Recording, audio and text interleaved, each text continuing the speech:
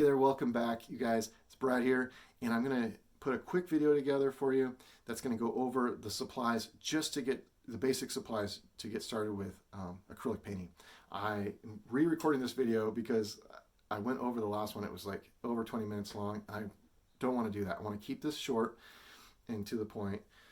And so I know I'm going to be skipping over some valuable information, but I'm going to do so at the sake of making this more palatable to you. All right, and so I might do some more explaining it videos down the road, but hopefully this is like just general good information that will help you get started with what you need. So the first thing that we're going to talk about is paint. And first part about paint is not all paints are created equal. There's some that are better than others. Like I think the best brand that, in my opinion, is Golden, and I think it's kind of undisputed. This is like a really good high quality paint. Whereas, you know, on the other end of the scale, you have like kind of your craft kind of paints. Now, both have their place in this world, and I like this from at certain times. Like these little ones can be nice. Like if you need neon pink, like getting a neon pink, that's you're not going to find that very often in these. Like, but you know, it's nice to have like a little, if you want just something crazy, it's cool to use those for that. But generally, if you have a good quality paint, like this is, there's not a lot of filler in here. This is like all filler, like practically.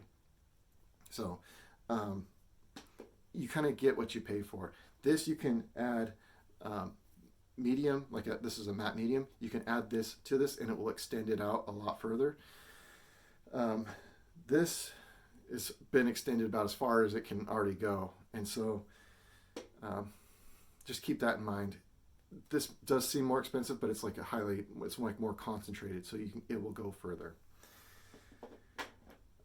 So getting a heavier body oftentimes is the way to go. And quality. So again, I could talk more about it, but if you have more questions about it, please, you can leave comments below, email me, and I'll go into it. But right now we're going to move kind of on to just the colors and getting like what colors do you need.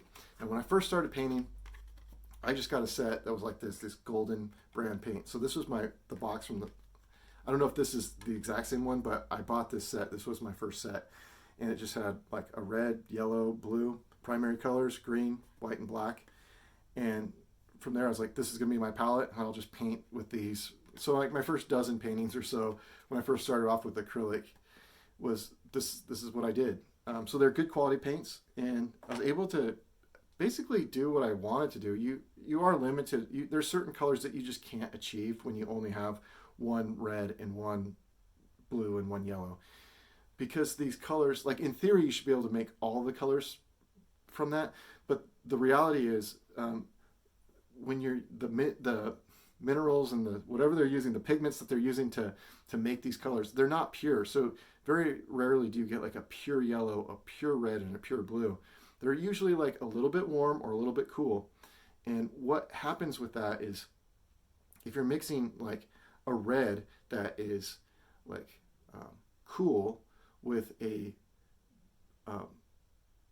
like, and you're trying to make like an orange, like a bright orange, and you're mixing it with that yellow, it's going to be a dark, like brownish orange, because what happens is you've added some of that blue to that red. You know, like there's no blue, but that red, if it's like a little bit a cooler red, or if that yellow is a little bit cooler green, like if it's like a lemon yellow or something, you're like, it's still yellow, but if it has a little bit of the other color in there, the other primary, it's like mixing the complement into it. And so if you can imagine, we'll talk more about this later in another video, but on the color wheel, the opposites on the color wheel are called complements. They're complementary colors. So red and green are complementary colors. They're opposites on the color wheel. If you mix those together, any complements directly across on the color wheel, you're going to get neutral colors. You're going to get browns, brownish grays, and things like that. So mix mix red and green together, you're going to get a brown. You mix blue and orange together, you're going to get a brown. You mix purple and yellow together, you're going to get a brown. All right, so if you mix, again, like you're trying to mix, well, I don't even know. I'm just making this up on the spot here, but if you mix like this ultramarine blue, and this is a green shade with this red, so it's like pure like red. Like, you're not going to get a really good purple out of this. Do you know why? Because it's like this red, this blue, it's like this blue has, like it says it's green shade. That means it has a touch of yellow in it. So it means at best you're mixing a lot of blue and a lot of red, which gives you purple, but then they're also throwing a little bit of that green in there, or a little bit of that yellow in there. And so that is going to add that complement. So there you have purple plus a little bit of yellow. That's going to make, well, black, essentially. It's going to make a very, very dark, brownish, gray, black color. Okay? So if you're like, I can't make purple, well, it's because either your red is getting a little bit more orangey, or your blue is getting a little bit more green. All right? And so you're going to have a tough time making a purple that way. All right. So now that you know, so a lot of times if you see kits, it might have 2 reds in it. It might have 2 blues and 2 yellows. If you see a kit like that, it's probably safe to get it, and you can make every color that you want. Most manufacturers, when they plan out kits, they try to get you like a reasonable good palette so that you can make paintings with that. There's different sets. Like if you buy Golden, like they'll have like traditional kind of mixing sets for traditional color theory. They have more modern variations of it, but whatever you choose, it should be sufficient. Okay. But with every set, they do have limitations, and that's when sometimes it's good just to go buy like a one-off crazy color, even if it's like a cheap one. You're like, I can't get hot pink, hard to get, so we'll go buy a hot pink if you want hot pink. Most of the time you don't want hot pink, or you don't need a hot pink, but if you want like neon pink, buy one of these little $2 things. It's okay with me. So, all right, this is the paints that I got out of from Hobby Lobby the other day. And again, I don't know, Hobby Lobby, generally, they don't have the best, highest quality paints. I much prefer going to Daniel Smith, Dick Blick, getting like Daniel Smith quality paints, or Golden. The Liquitex is okay sometimes. Like sometimes people use these. And so they're okay. The black Liquitex is terrible, but I don't use black that often anyway. So I've used these, in class before, and these were okay. They're fine. But just be careful. You want to get something that has like a good, like thick body. So I bought these hoping that they said that they're going to work. And I think they will. I've worked with every kind of quality of paint. But I'll do another video demoing these out and giving you my honest review for them. But I think they'll work. Or I'll make them work for this class, just because it's like at that price point that I want students to kind of be at. You can always, if you have more money, get better supplies. You won't regret it. But what did I buy when I went there? I bought a red, and I was like, I've never used these before. So I'm like, what would I buy if I was there and I was on a budget? Medium red. I assume that that's like medium red. It's not too orangey. It's not too bluey. It's like red. I'm going to take them at their word. I'm not going to hold them account. Like, I don't expect it to be perfectly like primary red, but that's what they say, so I'm going with it. They say medium yellow. I don't know what this is. It says medium yellow. It's not cadmium or whatever. I'm not familiar with medium yellow, but I'm going to believe them. I'm going to take them at their word. This is our medium yellow. So you need one of those. Again, if you want to use different brands, that's fine, but you need a medium red, medium yellow, and then you need a medium blue. But what they had there, they actually had this as an option, which is cool. They had Ultramarine Blue, which, by the way, is usually a pretty neutral blue. If you get Ultramarine, sometimes they'll say French Ultramarine. There's like slight variations. It all depends on the manufacturer too. But Ultramarine is usually kind of a medium blue. But they have Ultramarine Blue green shade. So this will be great for when I want to make screen. I'll use my yellow and blue, and I'll get a green that way. All right. If I want to make purple, I'll use my red, and I'll use my Ultramarine red shade. And that should get me a better purple. So anyway, those are my colors that I chose, that I got out of there. I also got a white, because you're going to need white. In fact, if you want to get 2 of these, I mean, you might use a lot of white, but I just got one for now. You can always go get more if you need it. And then I just got a burnt umber because I like having burnt umber. You can make browns, like I said, there's lots of different ways, but sometimes it's nice just to be able to, when you want some burnt umber, throw that out there. I didn't buy black. I chose burnt umber over black. And you can choose other colors too, but I thought that all those colors, those paints, they were together, they were like $30. So I was like, that's pretty decent for getting all the paint I'll need for the entire quarter. All right, which leads me to brushes. I am a cheap brush. I love cheap brushes. I'm a cheap brush painter when it comes to acrylic. With watercolor, I will spend more, but with acrylic, I'm hard on them and I just use them. So I got a pack of these. These are pretty cheap, and just flats and rounds. That's what I like to paint with, just basic flats and rounds. You can get other fan brushes and filberts and angle. You can get whatever you want, but I just think flats and rounds are a good mix. And then I got a couple better quality. These are longer handle ones, which is nice if you're painting at an easel or from some distance.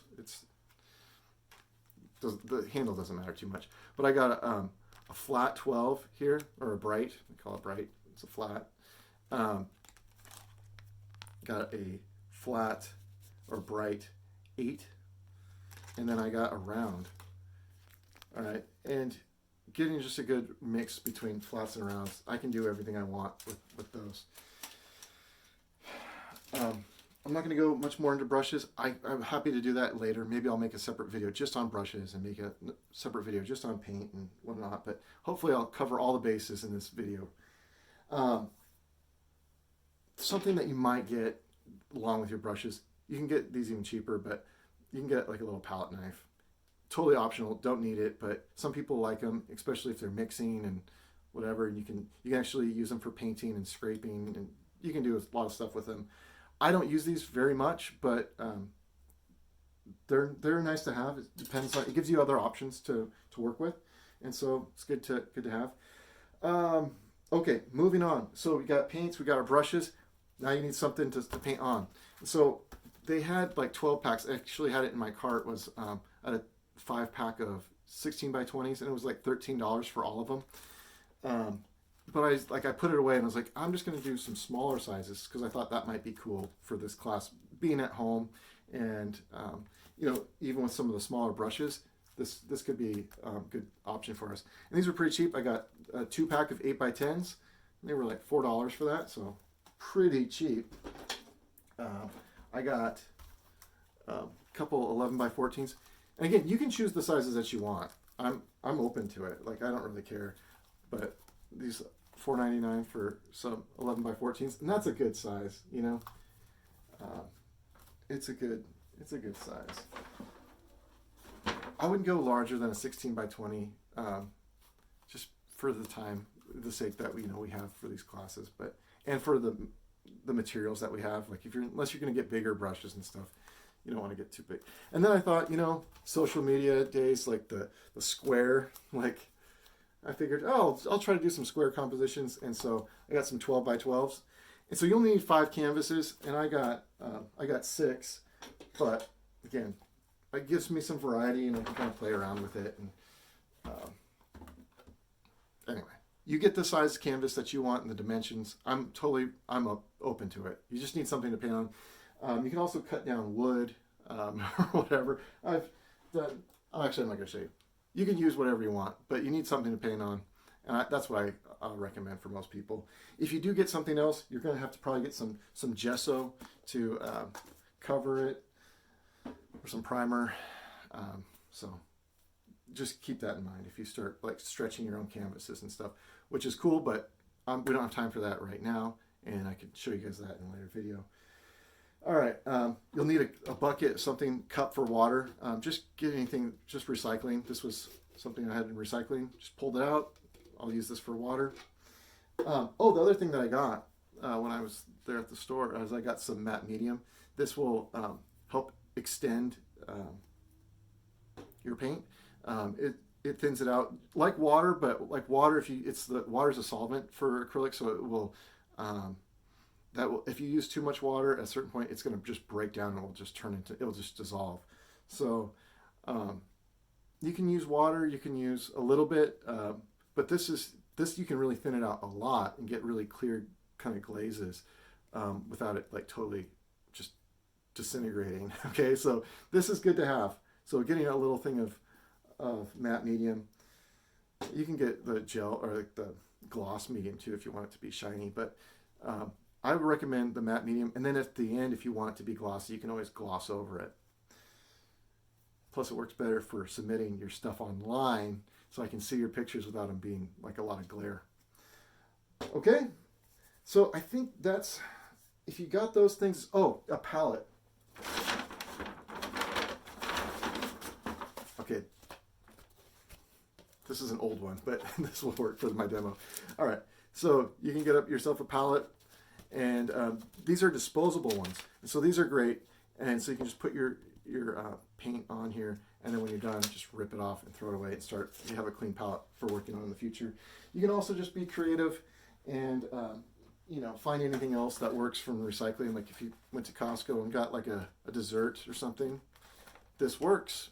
All right, you can paint in here. I do that too. I always save them and get at least 1 or 2 paintings out of it.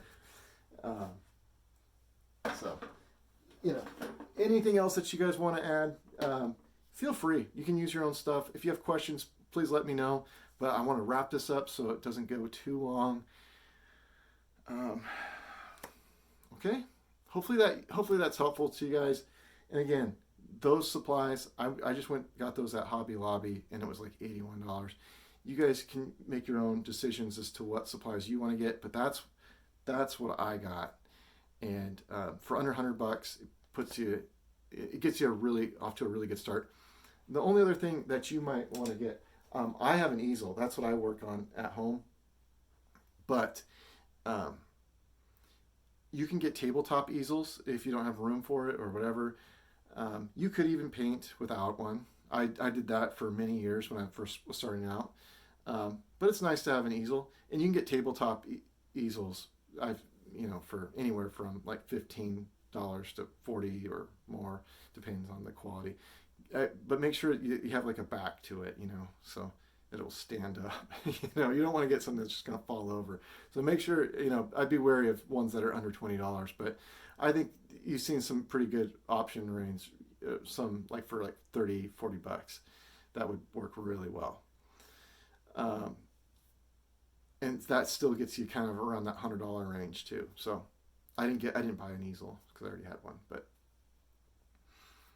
there you go. Hopefully that was helpful. If not, let me know. I'll redo it, and I'll go into more detail and give you better examples. And I will, by the way, I'm going to test these out. So if I don't like it, I'll make a note in my comments on this video. But I think these are going to work out for most people. Unless they're just absolutely terrible, then I'll pull this video down right away. But we will make another video, and I'll just demo these. I'll just give you like my honest opinion on the quality of these. Okay, but I'm seeing the time. I gotta go. Peace. Love you. Bye.